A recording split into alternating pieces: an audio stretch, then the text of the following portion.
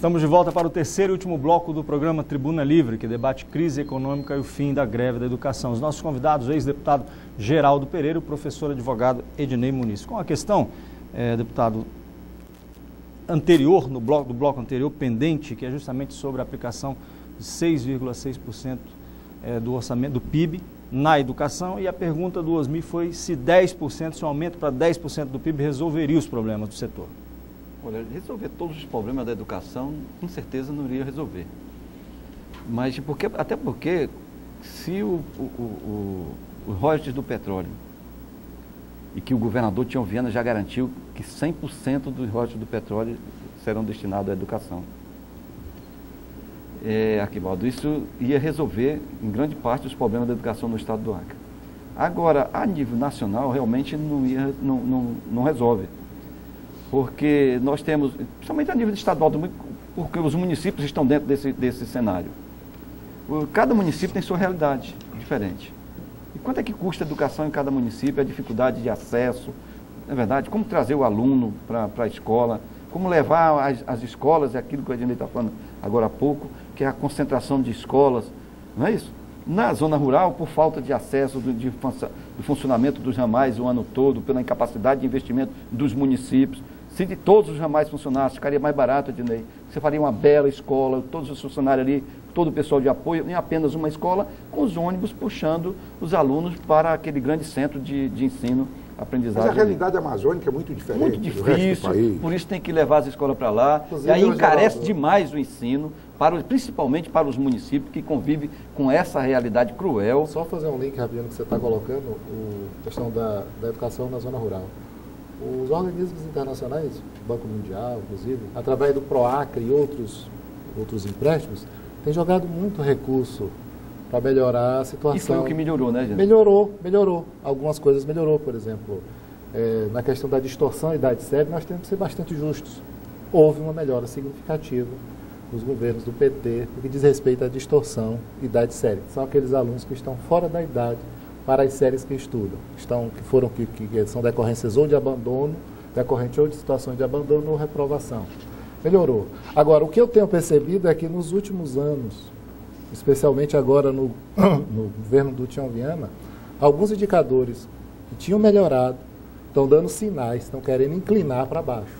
E aí eu considero um pecado. Mas eu permito, nós não podemos retroceder. Só permita-me, o governador declarou algum tempo atrás, durante a greve, de que o Acre era um dos 5 melhores estados do Brasil que pagavam aos seus professores, pagavam bem aos seus esse comparativo, essa questão de ranking, é uma questão... Sim, mas porque nós poderíamos entrar numa discussão de bastante desonesto. O salário dos professores e nota dos alunos no IDEB.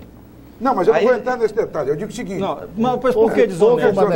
Houve uma melhora significativa do salto entre o governo Orley Cameli e as primeiras gestões do PT no governo. Houve um salto significativo. Seria leviano não reconhecer. Salto em quê? Na remuneração? Na remuneração, no piso. No piso salarial. Avanços importantes. Isso aí é preciso reconhecer. E posicionando o nosso salário bem, está bem posicionado realmente em nível nacional, mas não é também, é o salário mediano hoje, em nível nacional. Não, ninguém está discutindo se é justo ou não. Eu não entendi o que você falou que é nível nacional é um salário mediano. Não é os piores salários, mas não é os melhores. Na verdade, você poderia... é um salário você está falando daí para cá como sendo não é um dos piores, e eu falo daqui para cá como sendo um dos melhores. Agora, nós não podemos esquecer que nós vivemos num cenário de inflação. Sim. Que esses salários estão sofrendo achatamento, estão perdendo valor. E nós estamos, durante todo o governo do Tião Viana, sem reposição salarial. Doutor Ednei, eu vou refazer a pergunta ainda não deu um centavo de aumento real. Da seguinte forma, se os salários dos professores acreanos fossem um dos últimos desse ranking, seria desonesto o sindicato usar o argumento? Como? Não entendi a pergunta. Se os salários dos professores acreanos estivessem entre os últimos deste ranking dos melhores salários... utilizando esse argumento. Mas eu estou fazendo a pergunta, seria desonesto utilizar o... Nós queremos viver só a nossa realidade. Doutor Ednei. Nós não queremos viver a realidade dos outros estados. Doutor Ednei, mas o termo de comparativo tem que fazer. Mas ele não encerra. Mas ele não estou dizendo que encerra a discussão. Eu estou dizendo mostrar... Parece até que somos contra os professores. Parece que ele é o único a favor. Vamos pegar esse governo. Vamos pegar esse governo, até porque eu já reconheci que os seus antecessores É porque você avançaram. deu, Ednei, eu só já um reconheci minutinho, que você os seus reconheceu... antecessores avançaram. Agora, esse governo não avançou. O que eu tenho percebido em relação a esse governo é que alguns indicadores já começam a querer inclinar para baixo, e isso é perigoso. Nós não podemos melhorar para indicador? depois piorar. Qual não é indicador, lúcido, por exemplo? não é razoável. Mas qual é o indicador? Qual é o indicador Taxa de quê? rendimento, Taxa de quê? distorção, idade, taxa de rendimento, distorção, idade séria, evasão. Tem piorado. Pois é, eu tenho dados completamente inversos sobre isso. Deixa eu fazer uma pergunta aqui, Ednei. Acesso. Porque parece que nós estamos entrando na... Eu estou achando que o Ednei está fazendo jogo Evasão de escolar, palavras. por exemplo, Por isso que eu tenho que trazer dados de outra vez. Narciso, você, Osmir, eu tenho credibilidade pública reconhecida, porque só falo com prova. Escuta. Se você Ednei, for no meu Facebook e você é um amigo do Facebook, você vai ver lá que tudo que eu falo está lá a prova do lado. O Ednei, eu até brinco dizendo que só falo com a prova na página. Você está questionando Você me números dá que uma você parte? já viu. Número, você me dá uma parte? Dou, concedo com muita honra. Ednei,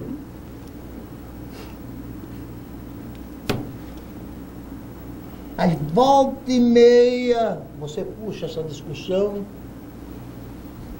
para exatamente para onde eu não queria levá-la. Eu, particularmente. Para o interesse corporativo salarial. A minha preocupação com a educação no país, que vai de mal a pior, e não é por falta de financiamento do sistema, não é. Não é verdadeiramente, não é. É porque a discussão é o seguinte, o professor ganha mal, então tem que ensinar mal. E por que o professor do comércio dá o seguinte exemplo? Vamos ensinar bem, melhorar a qualidade, aí sim para a gente criar musculatura para exigir um bom salário. Posso fazer a defesa dos meus colegas? Não, aí, para concluir. Aí, contra isso, e aí a demonstração autêntica da corporação é que ela é contra a estabilidade do emprego. Você não pode exigir, impor meritocracia com estabilidade. Você só pode exigir meritocracia como existe na empresa privada. Você não está dando conta do recado? Rua! Narciso, a relação... Dois. Outra questão, isso é um absurdo. A tal da paridade salarial.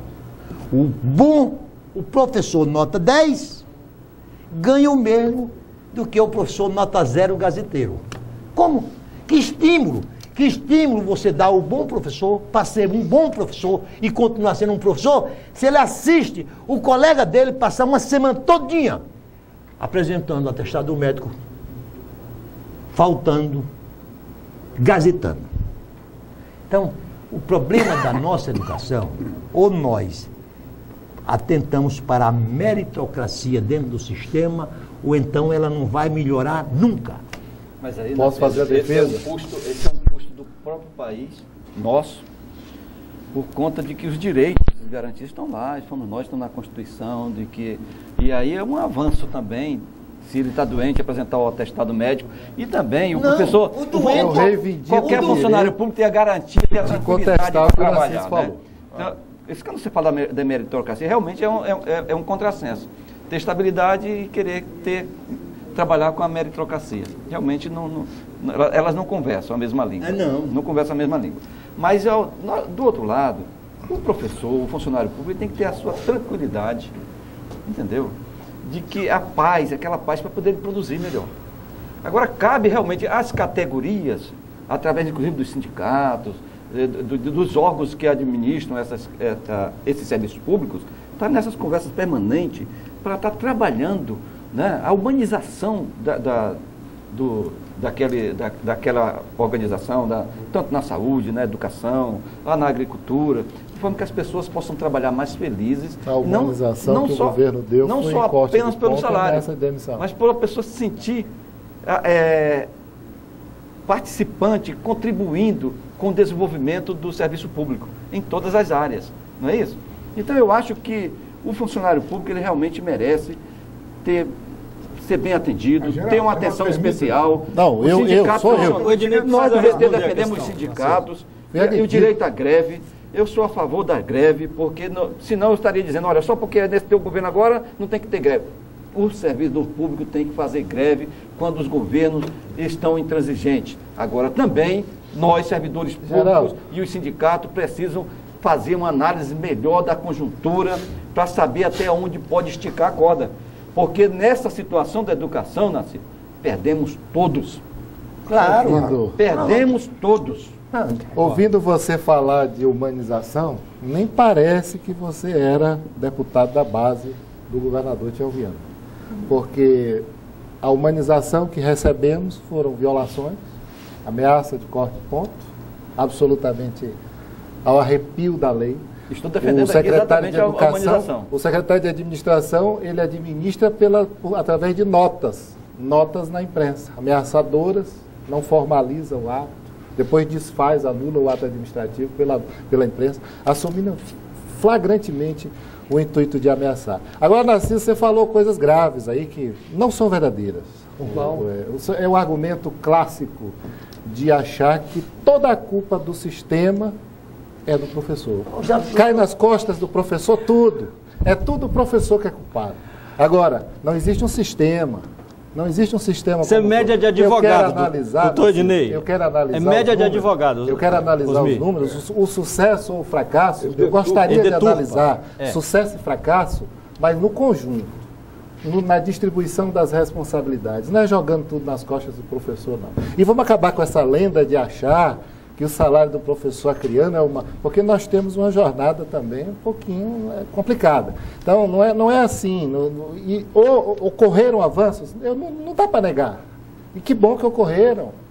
Que bom que ocorreram. A minha postura como educador é separando as coisas. Eu não misturo política com educação. Eu nunca usei um adesivo em sala de aula. Eu quero até concordar contigo. Eu nunca da sua coerência nos seus artigos lá na sua página no Facebook, sim, entendeu? Você me permite, isso é rápido. Primeiro... Agora contesta ele, que ele está dizendo que eu estou falando sem dados. Eu costumo apresentar ou não os dados? Não, você não. Eu queria que você me desse a fonte. Eu só falo com a prova na pasta. A fonte dos dados. Eu estava pedindo a fonte dos dados. Ah, a fonte. Tá, eu quero dizer o seguinte. Aqui no Estado nós temos uma dificuldade adicional.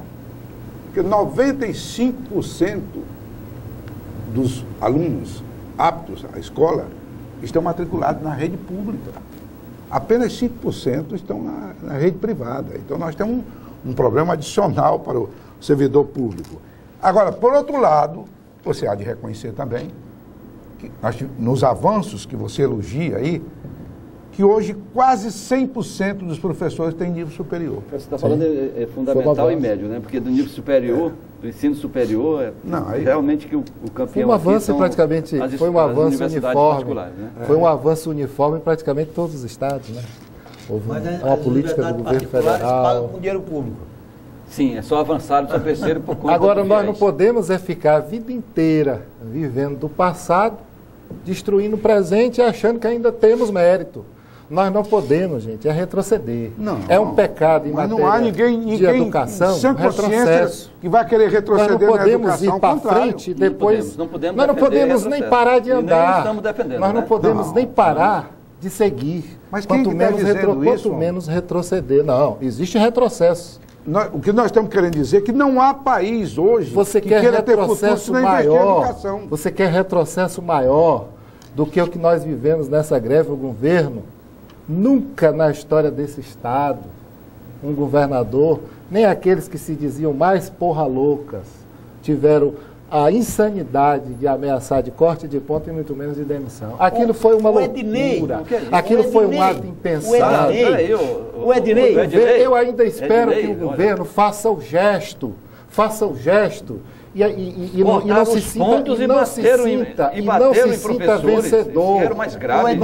vencedor. Ednei, chama essa muito tempo, e negocie. Nos países desenvolvidos, que eu concordo aqui com o Geraldo, o direito de greve é um direito inquestionável. E no nosso país? E no nosso país? Mas direito, não existe direito sem responsabilidade. Tá, e por que o governo não foi na justiça e tentou declarar a ilegalidade da greve? Por que não? Não consta que tenha movimentado a ação judicial. Dá licença. Não. Não existe. A balança que pesa os direitos, pesa também os deveres. A mesma balança. O que nós fizemos de errado? Você está concordando que o governo não foi truculento. O que nós fizemos de errado? Não, o que eu estou dizendo, Você está se referindo às agressões verbais? Não, eu estou me referindo a uma questão. Você acha que um governo responsável, seja o do Tião, seja de quem for, vai permitir, como foi que São Paulo agiu? A greve de São Paulo demorou 70 dias. 90? A do Pará, 90. A de São Paulo... Mas eles também cortaram o ponto dos funcionários. Mas a justiça restabeleceu. Não, eles cortaram... Porque Sim, mas o governo cortou. O empregador, Eu não estou discutindo PSDB, seja ele público ou a privado... justiça restabeleceu. E me parece que os pontos verdadeiramente não serão cortados. Não, aqui não, porque a ameaça já produziu o efeito. Aí o governo não pode sair achando que venceu. Nós, no ato de lucidez, porque olha só, a paralisação, encerrou a paralisação, escute, encerrou a paralisação, mas não encerraram, a pauta não está esgotada. Claro. Mas o governo estabeleceu um marco que é setembro, não é setembro? O governo sempre disse que setembro seria o marco para que nós possamos conversar sobre possibilidades. Então, vou usar até aquela música do Beto Guedes. Quando entrar setembro, que o governo traga a boa nova. Porque não pode se achar vencedor. E não é insanidade dizer que essa categoria perdeu. Você só concluir, Narciso. Não, eu também, deixa eu concluir, o conselho me deixou inconcluso. Então, conclua. O que a irresponsabilidade do governo, na minha opinião, seria que ele deixasse a greve se estender 60, 70, 80, 90, 100 dias. Não tomasse nenhuma medida. Porque ele não tomasse nenhuma medida. Por que não negociou? Hein? Negociou. O sindicato não quis negociar, doutor Ednei. Eu falei aqui que no início o governo acenou com a participação do sindicato numa comissão mista para analisar o orçamento. O sindicato se recusou. E ele acaba de dizer aqui agora que havia um pacto pré-estabelecido que o início dessa discussão começaria em setembro. Eles se anteciparam, aí deu no que deu. Eu acho que o governo agiu dentro da lei moral, da lei fiscal. Você está sendo incoerente. Como é que você diz que a greve é legítima? Sim, não, mas a greve é legítima, sim. Depois você quer garantir um ato mas ela seria indefinida. Que ofende a legitimidade da greve. Quer dizer, eu não entendo vocês, eu não consigo entender. Você sabe mas o que eu não consigo entender mesmo é o silêncio da justiça. A mais célebre frase que eu já vi na minha vida, já que é a minha outra passagem aqui no programa, eu vou reproduzi-la aqui. O preço da liberdade é a eterna vigilância. O preço da liberdade é a vigilância dela. Quer dizer, então se você excede da sua liberdade, você não tem direito a usufruí-la. Olha, o governo diz que o movimento foi agressivo. Na verdade, nós apresentamos uma série de dados, não foram contestados pelo governo, dados precisos, informamos a sociedade que não existia conselho do Fundeb vencido desde maio. Desde maio o governo confessou, quando apresentou a proposta, o governo confessou que não existia conselho do Fundeb. O conselho do Fundeb é quem fiscaliza a questão dos recursos do Fundeb. Nós apresentamos isso, e isso é grave. Aí o governo diz que é vítima de uma campanha difamátória praticada por algumas pessoas do movimento e tal. Existiram alguns excessos como reação a posturas do governo. Se houve excesso da parte dos trabalhadores, foi por reação. Agora o governo agiu por ação.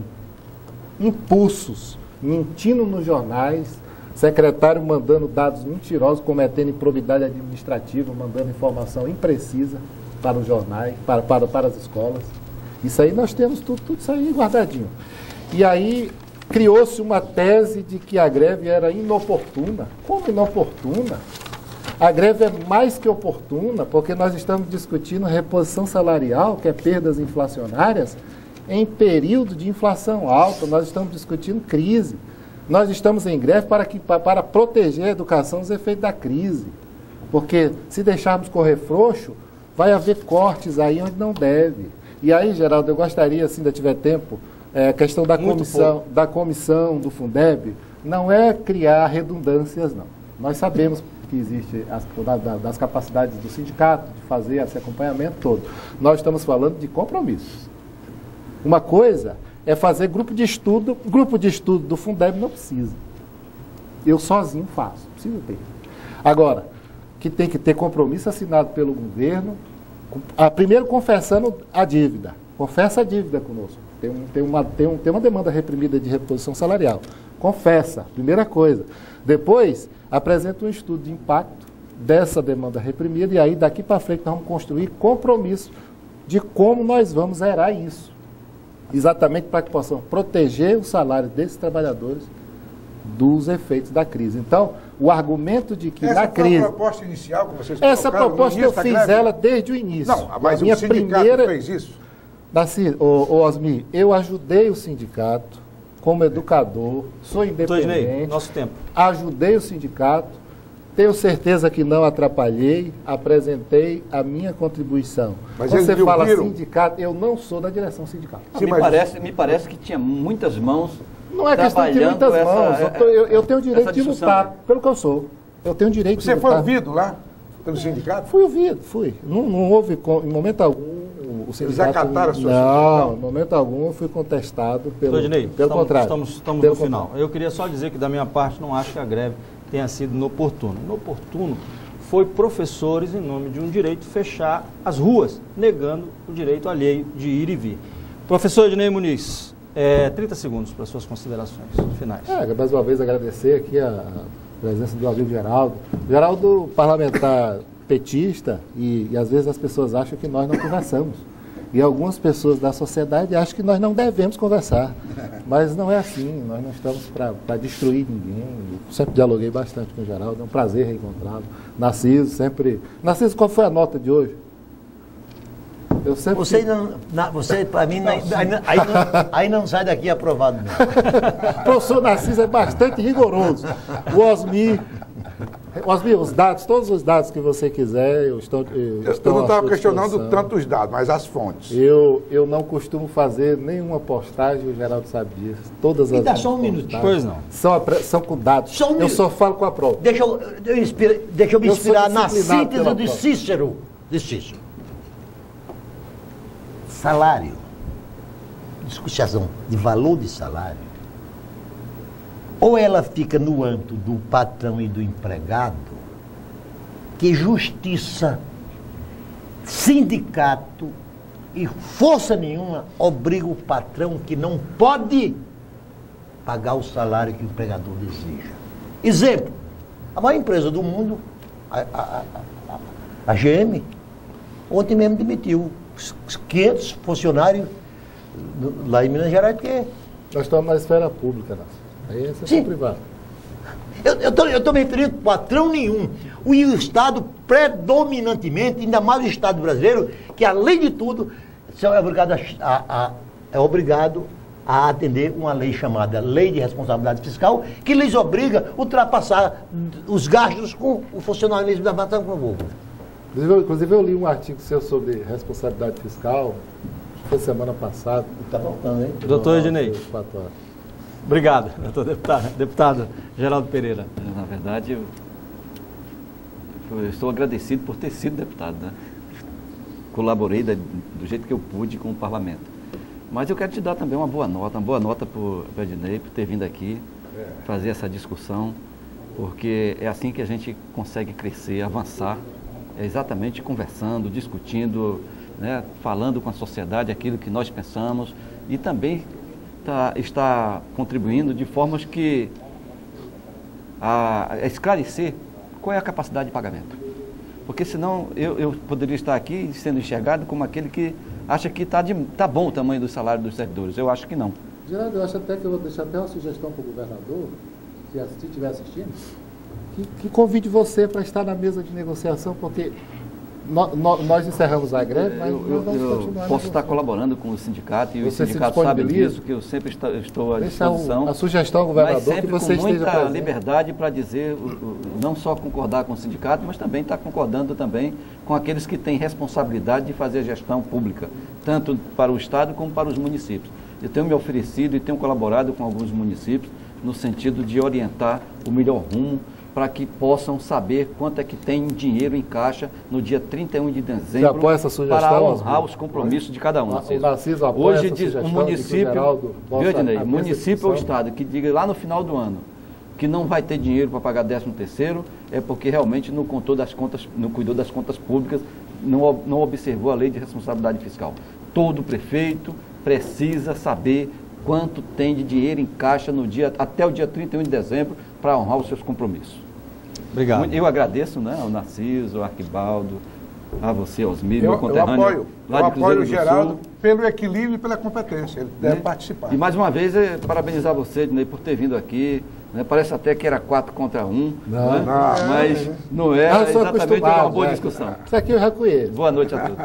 Obrigado, deputado. Minha nota aos dois, 10 aos dois. Muito obrigado Opa, pela obrigado, vinda. obrigado. Obrigado, Narciso. Obrigado, Professor Osmir. Arquibaldo é justo. Em especial aos nossos convidados, o advogado Ednei Muniz, ex-deputado auditor fiscal Geraldo Pereira, e a você que todas as sextas-feiras nos acompanha aqui na TV Rio Branco, canal 8, a partir das 8h45 ou durante a reprise do programa aos sábados, também às 8h45. Na semana que vem estaremos de volta com mais um tema do Tribuna Livre. Até lá.